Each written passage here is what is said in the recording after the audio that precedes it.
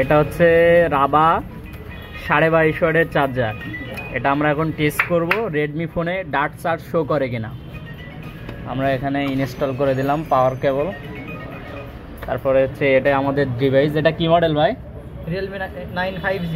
Realme 9 5G তে আমরা এখন দিব, দেখা যাক কি শো করে।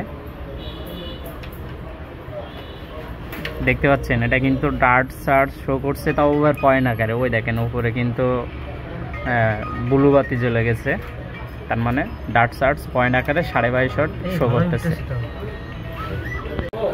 এই ডিভাইসটা হচ্ছে 33 ওয়াটের, দেখতে পাচ্ছেন ডার্ট চার্জ শো করছে।